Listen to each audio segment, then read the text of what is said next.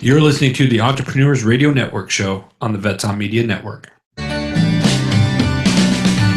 looked out this morning and the sun was gone.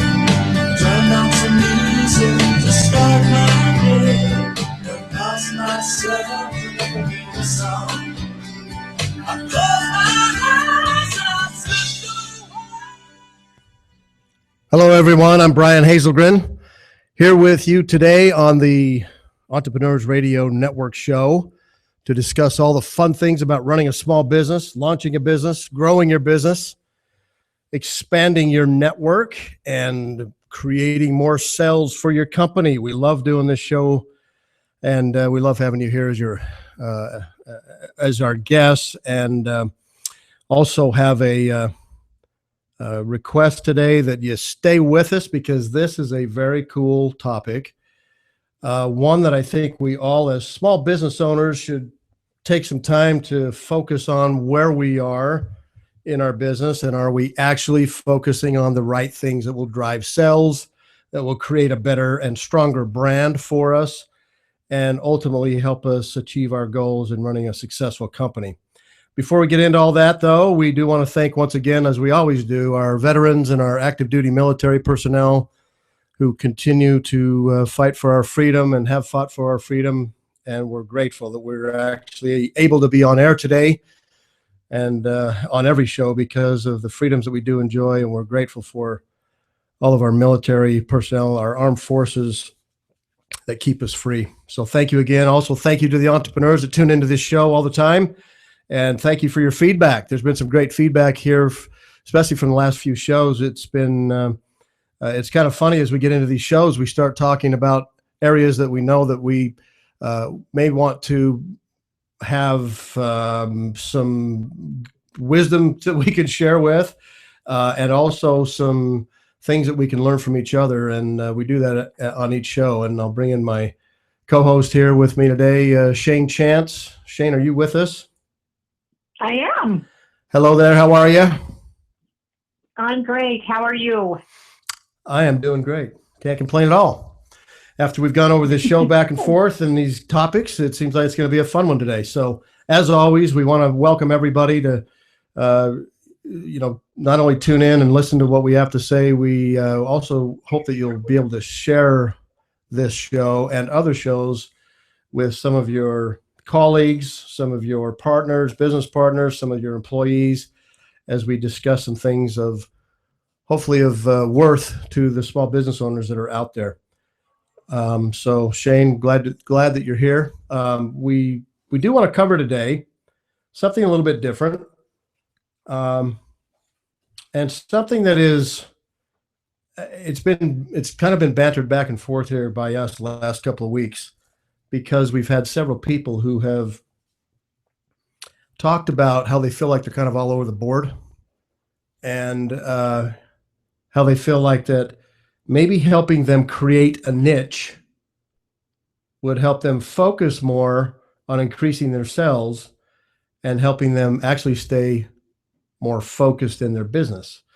So as we've heard some of these discussions in networking meetings and with certain clients and even amongst ourselves, the first thing that I had to say to myself was guilty. I'm one who loves to do other things, and in many cases and many times in my life, I've had to stop and take a closer look at what we're doing, what we're trying to accomplish, what our mission is, and what we originally started out with our mission. But, sometimes responsibilities kick in. We have to meet needs of the company. We have to meet needs of and obligations of people that work with us and for us. And sometimes, I don't know if we necessarily go into a panic mode because things aren't happening and fast enough. Maybe it's my ADD that kicks in personally. I get bored with something and I want to go off to something else. But I'm not saying that that's not the right thing to do, but sometimes it is reality. And sometimes it is where we get defocused on what our main mission and goal may have been of what we wrote about in our business plan. So hopefully what we're going to discuss today will not only be from personal experiences where we may have become unfocused, but trying to get back to the mind track of getting to where we can actually create a niche, create more sales, grow our businesses faster, and hopefully maybe I can even take our own advice today, Shane. So the interesting thing about that is there's a company, this is a workshop that I've given a lot. And as Shane and I were going back and forth over this, creating the right niche to increase your sales, I started thinking about a workshop that I gave, and I want to throw a company out there to everybody and see if this rings a bell. Shane, are you there so you can hear all this? I am. Okay. I'm having a little bit of weirdness on my end, but I'll do the best I can. All right. You sound good now. So the weirdness on your end, is that actually you or is it technology? It's technology. I'm just to save myself, I will say it is technology, but it could be debatable. Okay, that's what I was wondering, so I just thought I'd throw it out there.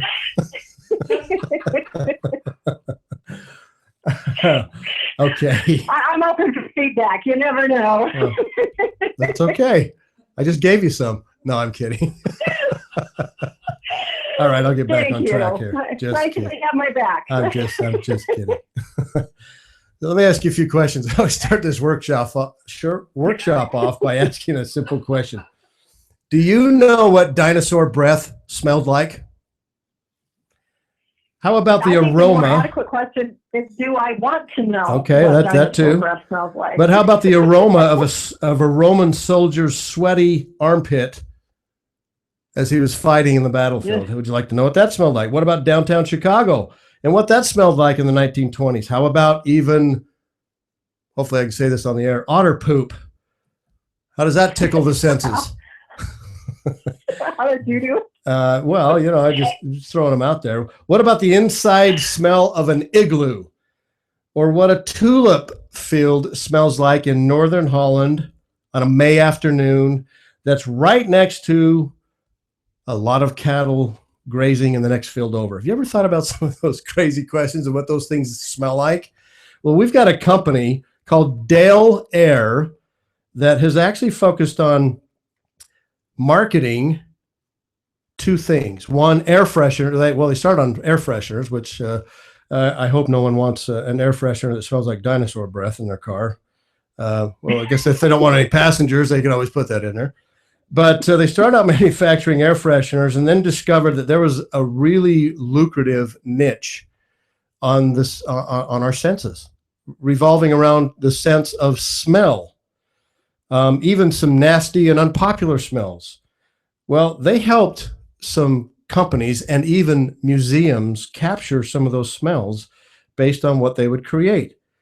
They even created a modern day version of a smell of what frankincense, as we read about in the Bible, frankincense and myrrh, what frankincense would smell like. And today, folks, just so that you know, that all those things that I just threw out there, from dinosaur breath all the way down to the otter poop, what it smells like out in the middle of nowhere, and even frankincense, those are actually smells that Dale Air has created, plus hundreds of other different smells, and they sell those to museums.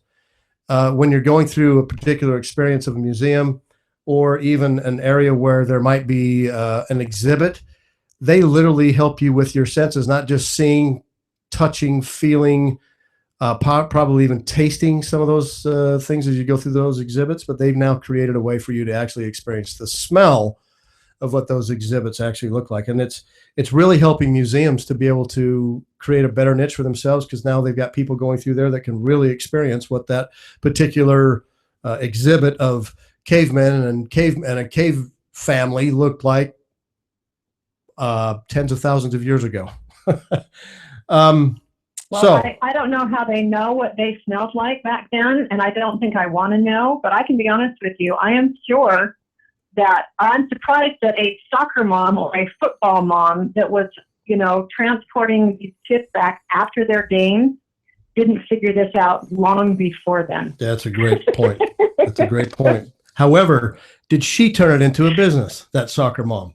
Probably not. But Dell Air did, and they're doing pretty well with their discovery of a niche of a certain market. So, folks, that's one of the primary things we want to discover, or not just discover, but share a few stories with you, and even share some things that might be helpful as you discover your own niche, how you can increase more of your sales in your particular company. But one of the areas that we probably should point out is that a lot of people, a lot of business owners, myself included, sometimes may look at this and say, "Wait, I'm doing okay in business. Do we really need to want to change what we're doing?" Because usually people stay defocused because we fear failure, or we don't want to miss out on an opportunity, or we have really multiple interests and passions.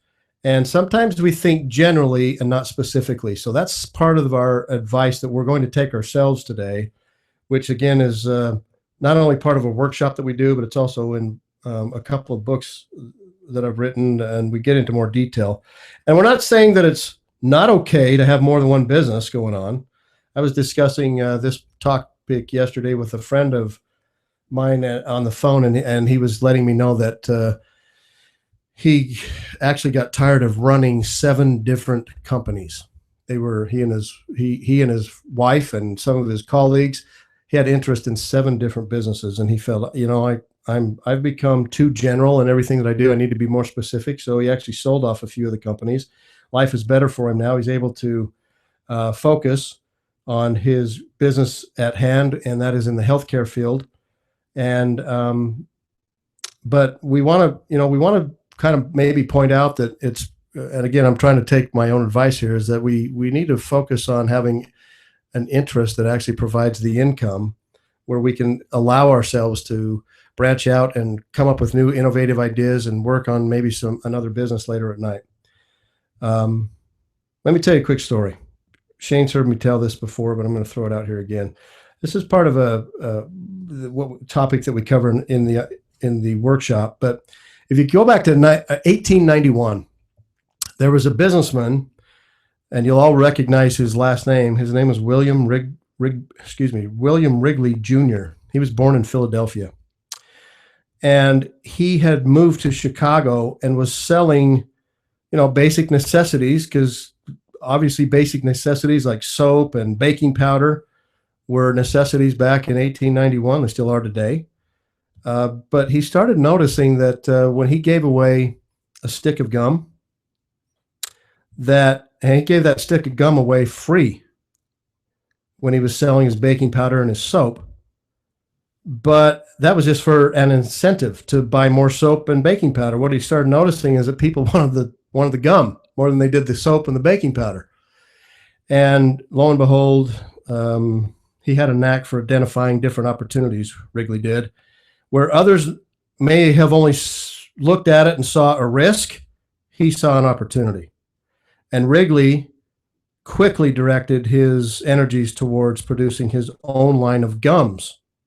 Interestingly enough, one of his first aims of directing his attention and energies to creating gum was to really start helping people not only chew gum, but enjoy the taste of it. So he started out with 2 different types of flavors. He started out with one that was an orange flavor, and another one that was kind of a spice flavor, and then went into the mint flavor.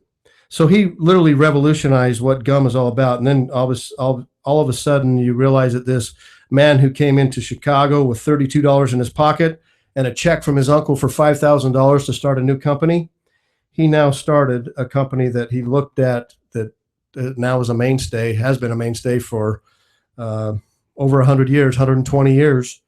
And that's the Wrigley's Spearmint Chewing Gum and the Wrigley's Juicy Fruit Gums. Those are still very popular and still flying off the shelves, and he created an empire. Well, what he did was he saw an opportunity. He didn't see risk. He saw opportunity. He took advantage of that opportunity, built an empire. Maybe he's the one that knew what dinosaur breath smelled like. If he were still alive, I guess we could ask him. I'm just saying. You think about what he actually did. He saw opportunity versus risk, and he noticed that there was more of a niche focus, a niche market in selling gum as opposed to selling baking powder and soap. Maybe that's what we need to start doing, is following our passion. Not only following our passion, but also starting to say no to certain things where it takes our focus and helps us, as it starts to make us defocus off of our original goal. I've realized, Brian, that a lot of these things that happen in our existence, some of these things like with Wrigley, are quite by chance. I happened to be watching a very simple documentary on the Candy Bomber. And although this wasn't necessarily something that became a business for him, it was something that started out as a very simple effort to make a difference in people's lives, in kids' lives. And there was some risk involved with what he did, but he did it anyway. And he had a passion for what he did, and it ended up being something that he was encouraged to do. And to this day, he still does that. 92 years old. He's the only person flying he's probably the only person I know that's 92 years old that still has his pilot's license. But he still does that. And I think it's those little things, those little niches where we find sometimes they get presented to us just by something simple that we do, and that we see that it can make a difference and it matters. And we have a passion for making those differences. So here's one of the I love that, because that leads into how I sort of teed this up earlier, but how we think generally and not specifically. Whether it's Wrigley, whether it's the 92-year-old pilot, whether it's whomever we're going to talk about here today in some of these stories, even Del Air. Del Air started out making air fresheners, and they turned their focus because they saw an opportunity where they could increase their sales. But thinking generally, not specifically, is usually part of the problem with all of us entrepreneurs. We see those things that are off to the side. Oh, there's another shiny thing. Oh, another squirrel. Got to chase that. But one of the simple exercises that I've found that has really helped, especially when we've given this workshop, is try to start explaining what you do to other people and see how they perceive whether or not you're too scattered. Just tell other people. Ask them to give you some feedback. Give them a 30-second overview of what your business is and what you do. And if you go over 30 seconds, I can tell you already you're scattered too much.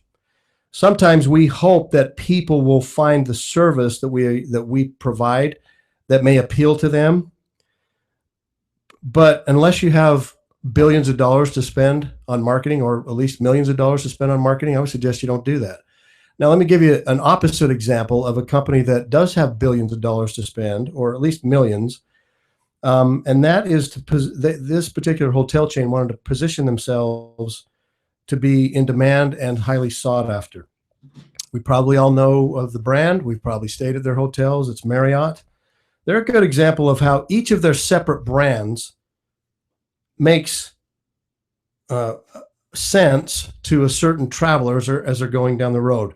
From the high-end hotels, JW Marriott, all the way down to the simple hotels as you're going down the road, and you may only want to spend $79 versus $479 a night. There's something in between, but they market to a specific niche. The Courtyard markets to business travelers. The full-service Marriott also markets to higher-end business travelers who can pay more. The Fairfield Inn, again, focuses on maybe the family that's trying to cut down their budget, and they're just going to be there for one night. So again, there's certain niches that we can focus on as small businesses. But when we come back from break, let's talk a little bit more in depth, Shane, about our ultimate goal and defining what we do by the depth of our business and our marketing strategy versus not going into the breadth, not so wide, but let's go deep. We'll talk about that when we get back from break and cover a few extra things. For now, I'm Brian Hazelgren along with Shane Chance. You're listening to the Entrepreneurs Radio Network Show.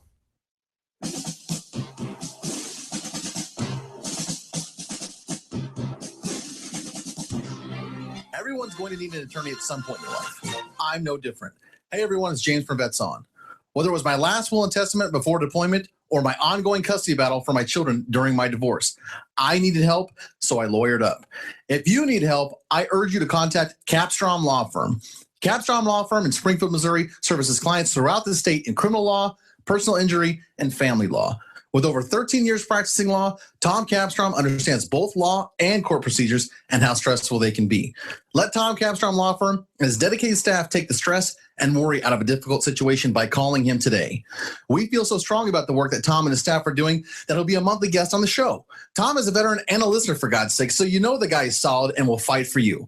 Give Tom a call today by calling 417-864-0552 or email Tom at capstromlaw.com. And don't forget to tell him that Vets On sent you. The choice of a lawyer is an important decision and should not be based solely upon advertising.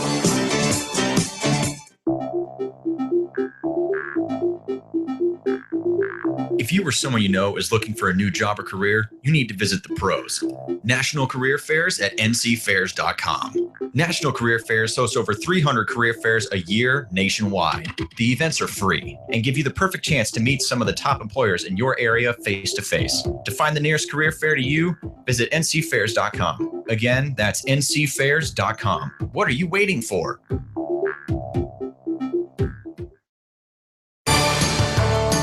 Veterans served us, now it's time we serve them. As a veteran of Afghanistan and Iraq, as well as a current military member deployed abroad, I would like to take a minute of your time to tell you about Patriot Hills of New York. Patriot Hills of New York is a nonprofit organization providing support to veterans and their families. They partner veterans in need with over 65 health and wellness organizations, community groups, as well as philanthropic foundations providing no or low-cost services. They've helped over 400 veterans through confidential referral services, assistance with veterans issues, employment placement, as well as educational opportunities. If you need assistance or just want to help veterans by donating your time or services, contact them at info@patriothills.org. Again, that's info@patriothills.org. Visit patriothillsofnewyork.com for more information about their services or how you can donate.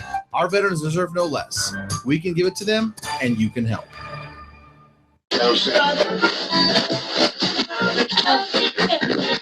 You're listening to the Entrepreneurs Radio Network show on the Vets On Media Network. Welcome back, everyone. We're talking about creating a right market niche for your business and creating the right market niche that will actually help you increase your sales. We covered a couple of fun stories, a few different ideas, with the idea now that we want to start committing ourselves and our thought processes and our companies to more of a focus, with the ultimate goal of driving deeper into that focus versus covering everything and becoming jack of all trades and master of none. And I threw out there also that I'm guilty of that. Over my business career, there are certain opportunities that seem really cool, that seem like they're going to pan out and develop a good revenue stream. But what ends up usually happening is that, true to form, that some of those things end up taking too much of our time and our resources. And so all of a sudden we're chasing opportunities and we're not really focusing on growing our business. So again, guilty of that. Hopefully I can take Shane's advice and my own advice today as we try to get better focused on what we're trying to accomplish in our businesses as well. Right when we went to break, I was just getting ready to talk about possible ways to help define our focus.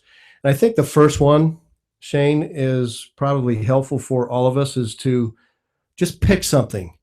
If you're doing 5 different things, if you're handing out 5 different business cards, pick one. Pick one where your passion is. Pick one where your true skills lie. Pick one where you can make a commitment to one thing and give it your all. It's not magic. It's not just, making a commitment and having, it really comes down to making that commitment, because it's not magic. It's being dedicated to hard work and determination. And sometimes by closing some doors, there's other doors that get opened up. And those other doors that get opened up may most likely really develop some great opportunities for you. Shane, what do you think about the idea of picking one over 5?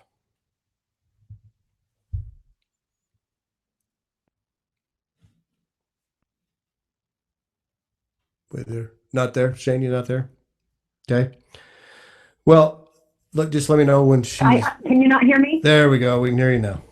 Go ahead. Oh, yeah. Sorry about that. Crazy. Anyway, but no, what I was thinking was that, when you have so many different options, it's hard to know which one is most important to devote your time to. And when you're talking about the different doors and stuff, when you are more focused, you know for sure which doors to walk through. And when you have so many other opportunities and so many other things going on, you have to take time to pick which door is the one that you should walk through at that moment, and it makes it more difficult. So I think if you can definitely narrow it down to one or two things that are really strong passions, you're definitely going to be more accomplished. Good, because I have a friend who I remember asking me a question several years ago. He said, my passion, Brian, is I love helping people, but I love helping them where I'm actually literally able to save their life. He wanted to be an EMT, so he went through school and became qualified and became an EMT. He also wanted to be a lifeguard. Well, he wanted to be a lifeguard more than he did an EMT, but he really liked scuba diving. So he said, well, maybe I can combine some of these passions, because as we were talking, I just asked him, well, if you're a lifeguard, is that going to provide enough income for you and your family? And the answer was no. So we started brainstorming some possibilities of what he could do. And he actually took his skills as an EMT, as a lifeguard, and what he loved to do with photography and his other passion of scuba diving. And he actually created a company where he could utilize all of those skills together. He created a nice little company that is down in Cabo, and he takes people on scuba diving lessons and tours and goes through the underwater caverns and takes photographs while they're there. And he's making a very good living. Now, he had to pick up and move. He's not an EMT anymore.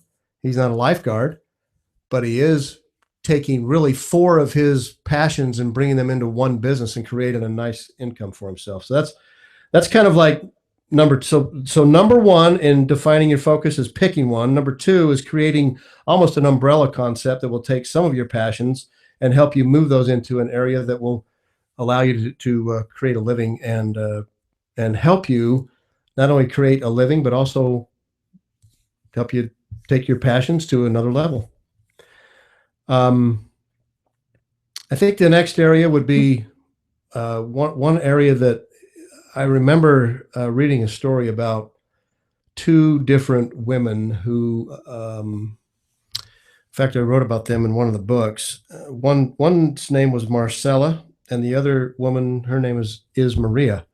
They both are translators. They love to do translation. One is from Russia. She's a Russian immigrant. The other one is from down in South America. I cannot remember the country, so I won't say which country it was. I just remember it was in South America, but obviously she spoke Spanish fluently. Maria did. Marcella, on the other hand, spoke several languages fluently. And here's the difference between the two. Marcella, after a year of doing the translations, was kind of all over the board. She was marketing to people and companies that wanted things translated into Italian or Russian. She also spoke German. She also, I don't remember the other languages she spoke. There were 4 languages that she spoke. And she was kind of all over the board in her marketing, and she wasn't focused. She didn't create a niche. On the other hand, with Maria, she created a niche just in Spanish translations, and she had plenty of business. So I guess we've got to ask ourselves a question. If Maria had plenty of business with Spanish translation, and Marcella was struggling to even make a living with 4 different opportunities to do translation, what was really the problem? Well, here's the interesting thing. I think, again, it comes back to being, too diversified or not being able to direct that focus that you do have. You and I both have businesses together and separately that allow us to do a wide variety of things if we wanted.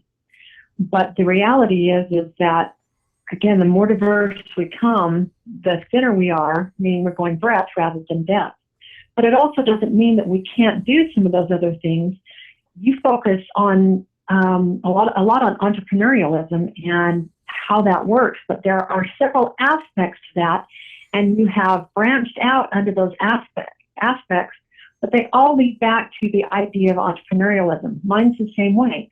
My focus is on women's self-defense trainings and awareness and things like that. There are a variety of legs that are underneath that main topic of women's self-defense and awareness. And I have trainings and things built around those. But they all come back to the one main target focus that you and I have, yours being entrepreneurialism, mine being women's self-defense and awareness. So I think that that's kind of what we're talking about here, is being able to identify what those different legs are, but make sure that as we're branching out a little bit, that those legs still stay very closely attached to the core of what we're representing and what we do. Yeah. So, in other words, make a distinction of why you are the best at what you do.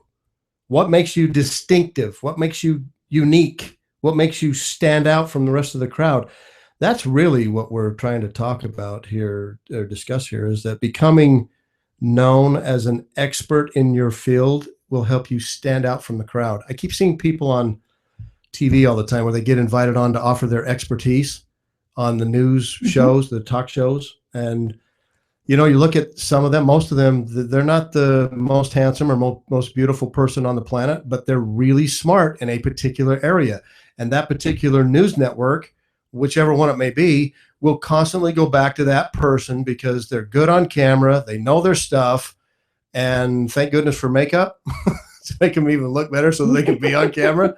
But it really comes down to that makes them distinctive. It makes them unique. Are you making an admission that I should know about here? Yeah, I'm just saying thank goodness for a lot of makeup whenever I go on TV because the glare gets too bad for everyone. So I try not to turn it off by helping me not be so shiny. Not shining, but shiny. So I guess what I'm trying to say is become a specialist instead of the generalist. And I wanted to throw out a few areas here. We wanted to throw out a few areas here that are kind of interesting when you start seeing the differences of how you can give your 30-second pitch and what maybe you could include with that. So here's one example. A generalist may say, I'm a chiropractor. I do general chiropractic. My patients are anyone with a back. Okay, that's a little general. Now let's get more specific or become a specialist. Here's what a chiropractor could say instead. Do you know how many people these days are suffering from stress-related injuries? Stress-related injuries. Well, I'm a chiropractor and I specialize in stress-related aches and pains. That's different. That's specialized. That's distinct. Okay, here's another one. I'm a freelance photographer.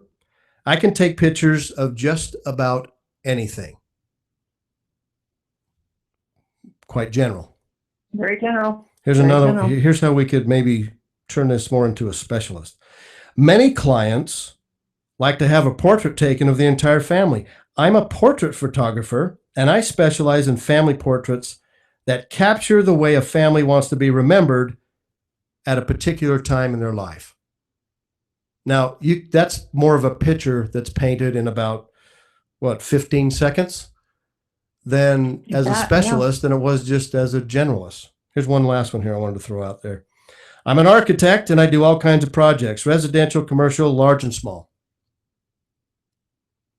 Okay, that's pretty general. If we were to specialize with this architect and help him redefine his marketing message, he or she could say something like this. You know how expensive it is in buying a new home. I'm an architect and I specialize in remodeling projects that enable people to turn their existing home into their dream home. Now you've got equity in your home. Now you're actually putting that money back into your home to make it better, to make it more architecturally sound, make it even become your own dream home without having to go out and look to pack it in, pack it up, and move to a different neighborhood, a different area. And if you've got children, they've got to go out of their school area. It just creates all kinds of problems. So this particular architect could say, I can help you turn your home into your dream home, not being so general all the time. So I guess really what does that come down to? It comes down to we as business owners need to craft our message to explain in more detail. And again, guilty. I don't do this enough as well, but That's I think that's one of the reasons why I wanted to do this show today, is so that Brian stops saying guilty, and that we certainly say that we are getting more focused and creating the right niche for what we do and what we love and what we have a passion for, which then leads us into, well, who is our target market? And we've already covered that in a previous show, but I just want to throw out a few things. Then let's talk about that, Shane, before we go to break.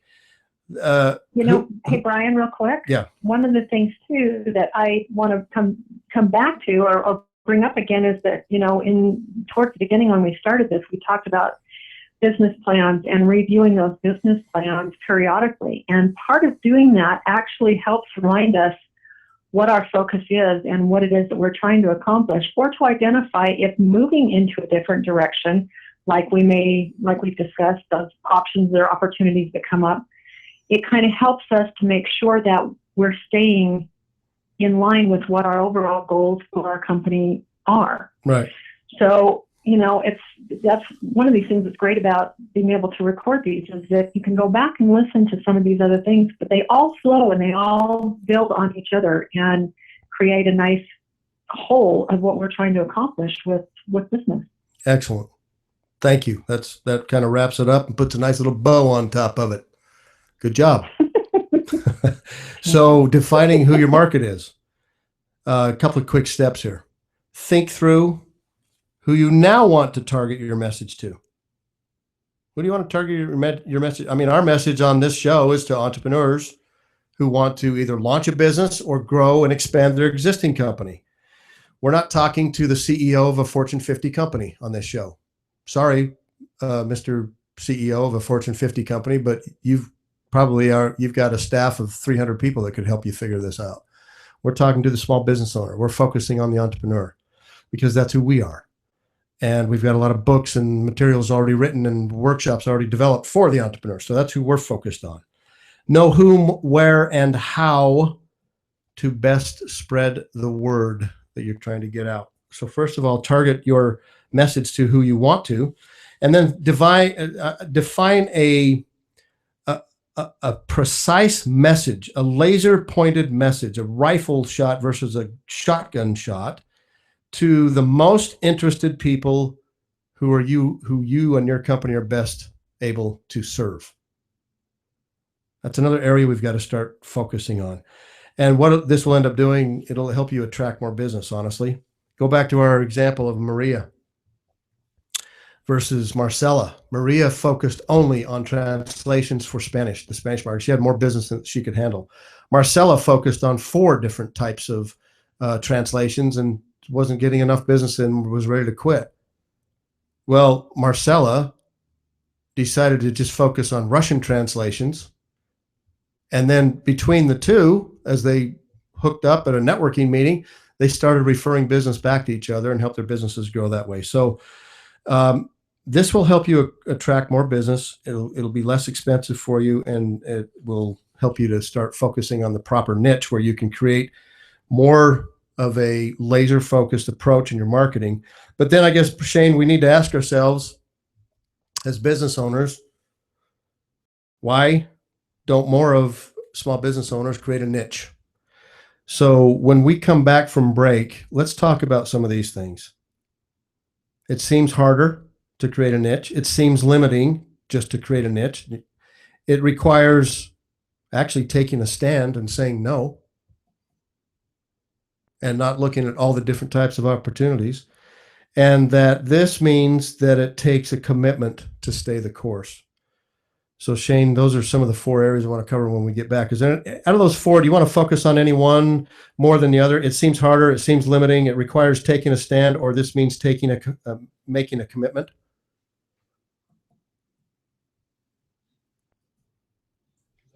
Okay, so Shane, you gotta love cell phone technology. You know what? You just gotta be prepared for it. Number 1, you gotta love it. Number 2. So Shane will call back in.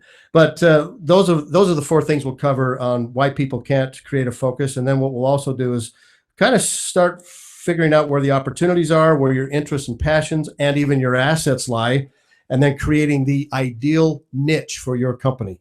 For now, I'm Brian Hazelgren along with Shane Chance. We'll catch you on the other side. Veterans served us. Now it's time we serve them. As a veteran of Afghanistan and Iraq, as well as a current military member deployed abroad, I would like to take a minute of your time to tell you about Patriot Hills of New York. Patriot Hills of New York is a nonprofit organization providing support to veterans and their families. They partner veterans in need with over 65 health and wellness organizations, community groups, as well as philanthropic foundations providing no or low-cost services. They've helped over 400 veterans through confidential referral services, assistance with veterans issues, employment placement, as well as educational opportunities.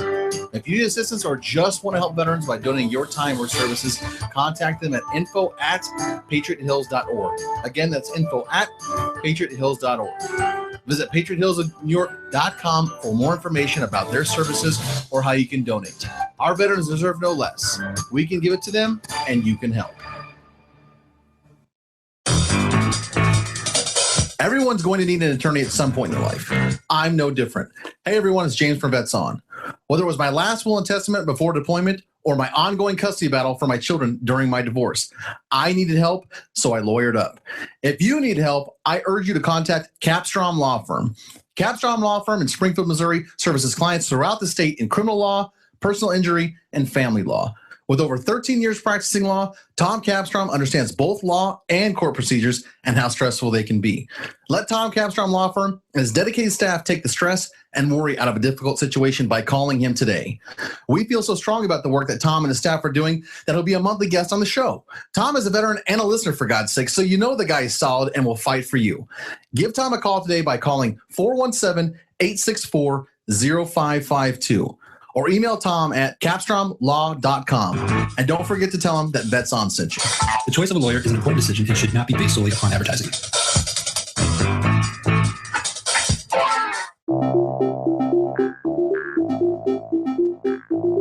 If you or someone you know is looking for a new job or career, you need to visit the pros. National Career Fairs at ncfairs.com. National Career Fairs hosts over 300 career fairs a year nationwide. The events are free and give you the perfect chance to meet some of the top employers in your area face-to-face. To find the nearest career fair to you, visit ncfairs.com. Again, that's ncfairs.com. What are you waiting for?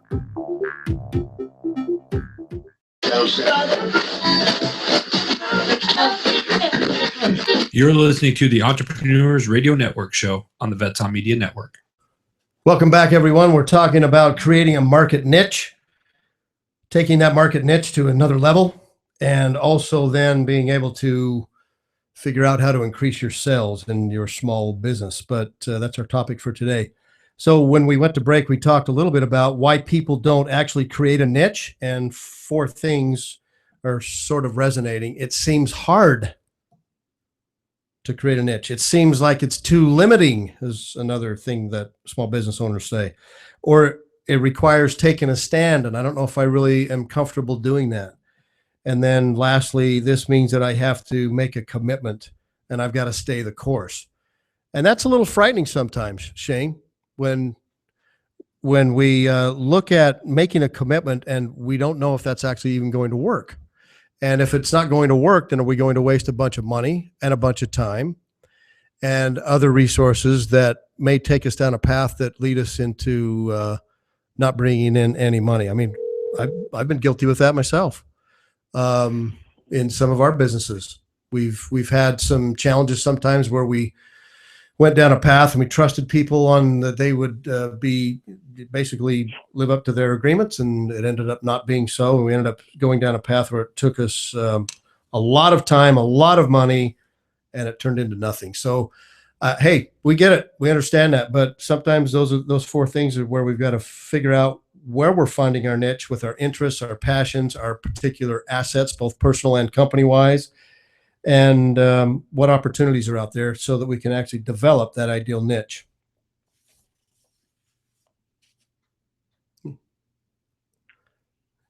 She's not. Oh, Shane, are you there? I'm here. Okay, there we go. Usually when there's that awkward silence, that's when I want you to say something. I don't know why my connection is so bad today, but you might have a lot of awkward silence. I'm telling you what, whatever cell phone coverage you've got, you may want to look at another plan. She's gonna have to go stand on the top of the mountain out there. Yeah, exactly. Can you hear me? Can you hear me now? Hey, maybe we should make a commercial about that.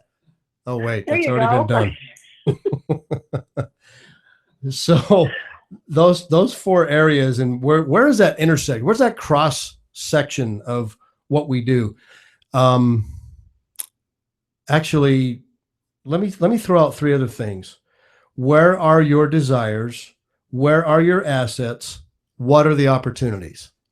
Your desires or your passion, your assets, like your background, your experience, and your contacts that you have, and what are the opportunities? In other words, what do people need that they will pay for?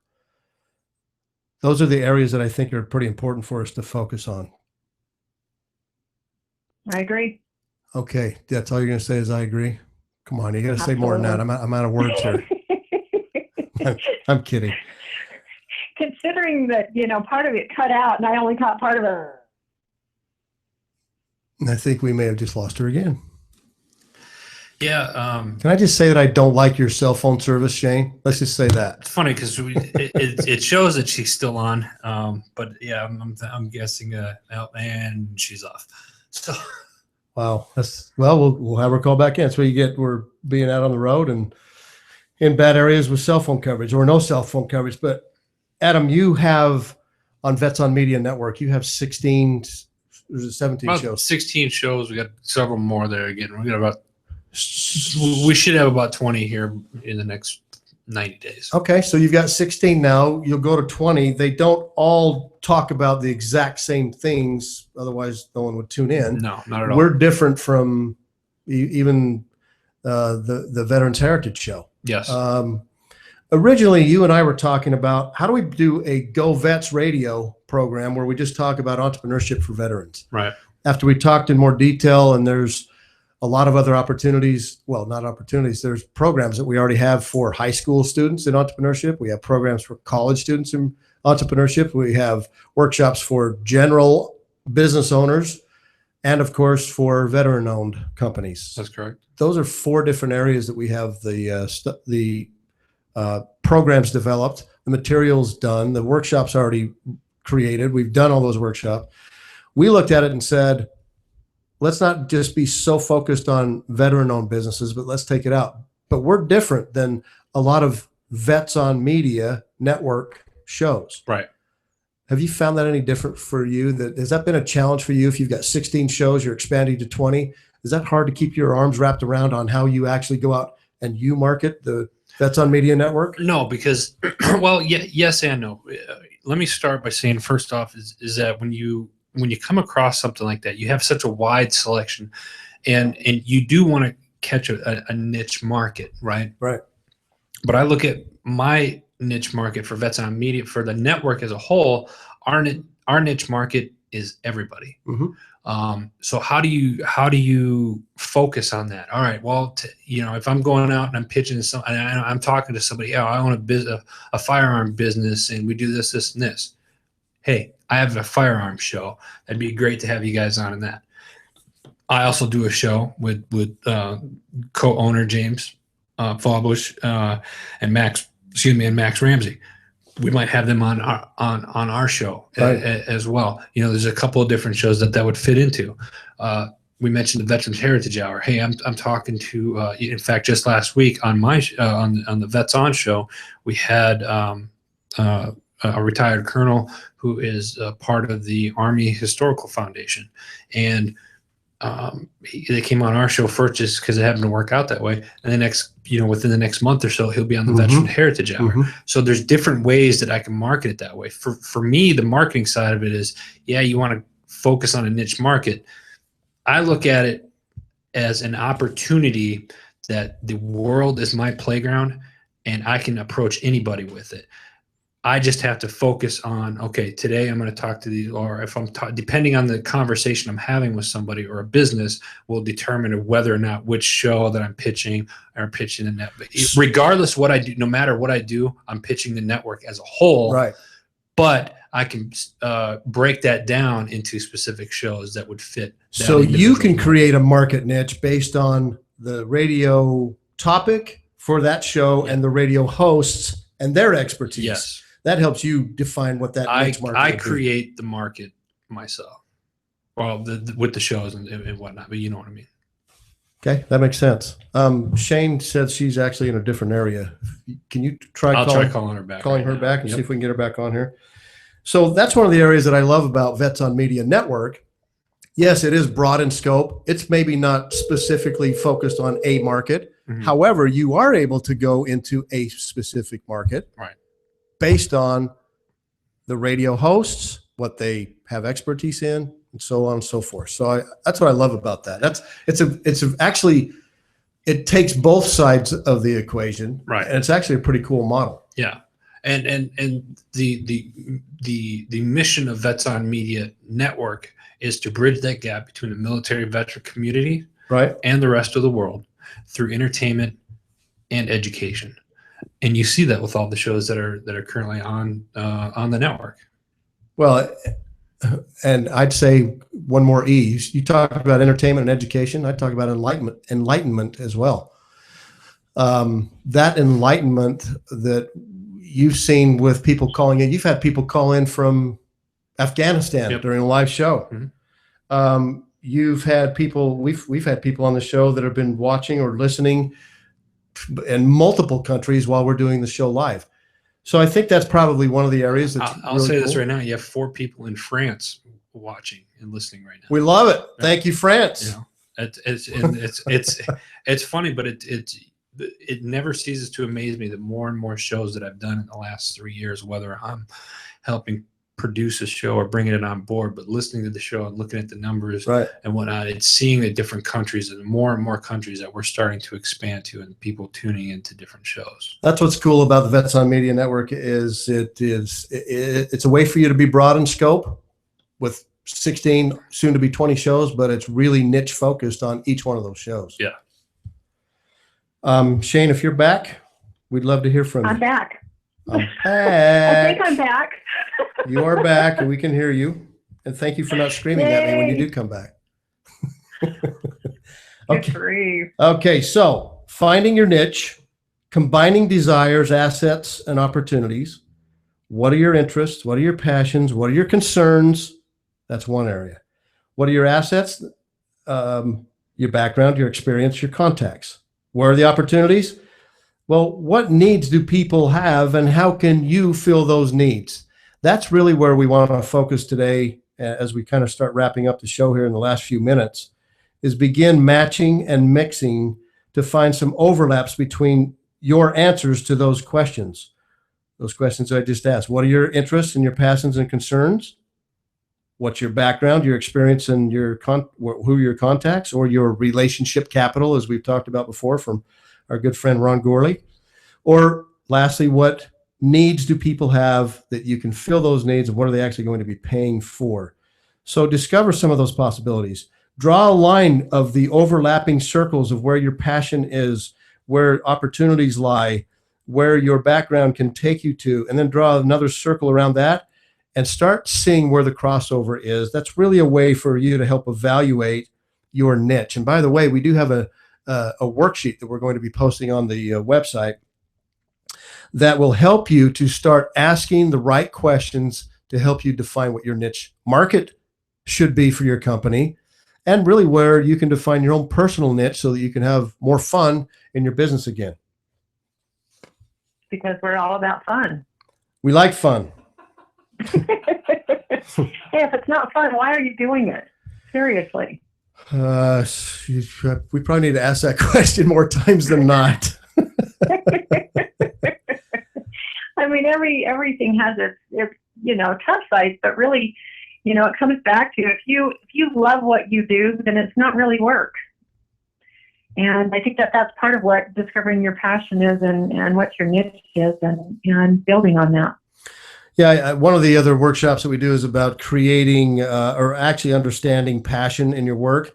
And I know that a lot of people have done something where they've gone back into their childhood or their teenage years, and they were really good at something, or they really wanted to start doing something more back to their childhood, really.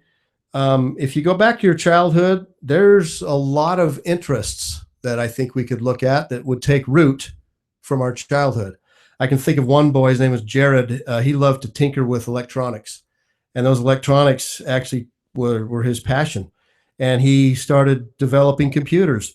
Then he started to develop programs and software programs and equipment that would help people like us business owners slide our credit cards, but not have to pay exorbitant fees. He created a market niche, became a Inc. 500 company, and he now owns one of the fastest growing companies in America. It's just that whole niche area that we don't have enough time to go over everything. I would encourage you all to go to vetsonmedia.com, look up our show, Entrepreneurs Radio Network, look at some of the links that are on there. There's some links to our books. There's some links to other a lot of free materials. Go there. We'll have some stuff on creating your own market niche.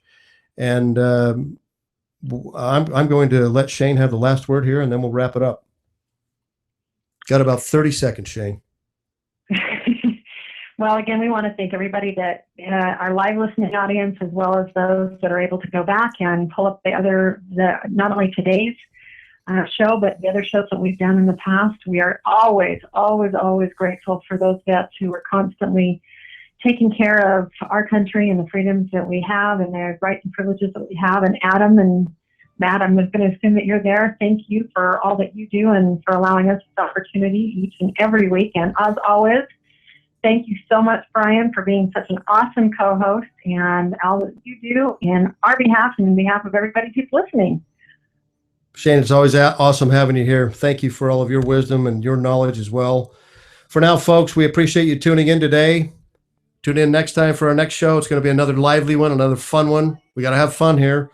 Hope you enjoy your day today. You are listening to the Entrepreneurs Radio Network with Brian Hazelgren and Shane Chance. Make it a great one.